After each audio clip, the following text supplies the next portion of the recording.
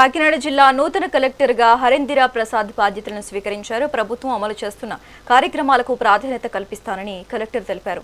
రాబోయే కాలంలో ప్రజలు సహాయ సహకారాలతో జిల్లాను మరింత అభివృద్ధి చేస్తామన్నారు. ప్రజా సమస్యలపై దృష్టి సారిస్తామని తెలిపారు. ప్రజల నుంచి వినతులను స్వీకరించి ఆర్జీల పరిష్కారానికి కృషి చేస్తామని తెలిపారు. అందరికీ నమస్కారం. ఈరోజు కాకినాడ కలెక్టర్గా నేను ఛార్జ్ తీసుకోవడం జరిగింది. మన ప్రభుత్వం ఏదైతే సంక్షేమ అభివృద్ధి కార్యక్రమాలు చేపడుతున్నాయో ఆ కార్యక్రమాలు ఆ పథకాలన్నీ కూడా సమర్థవంతంగా ప్రజలకు అందజేయడానికి నా వంతు కృషి చేస్తాను. ప్రజలకు అందుబాటులో ఉంది. ప్రజాప్రతినిధుల యొక్క సహకారంతో ఈ పథకాలన్నీ ప్రజలకు ఎటువంటి ఇబ్బంది లేకుండా చేరే విధంగా చర్యలు తీసుకుంటాను. ఒక మంచి అవకాశం నాకు కల్పించారు. దానికి గౌరవ ముఖ్యమంత్రి గారికి ధన్యవాదాలు తెలియజేస్తున్నాను.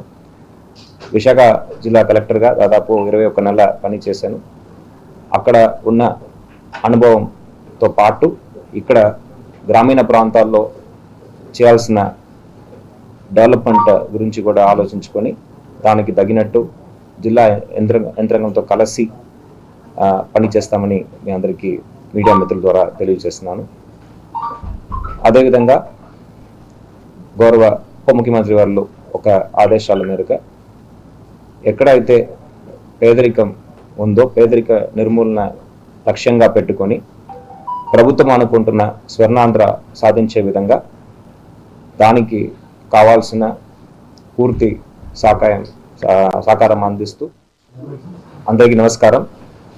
ఈరోజు కాకినాడ కలెక్టర్గా నేను ఛార్జ్ తీసుకోవడం జరిగింది.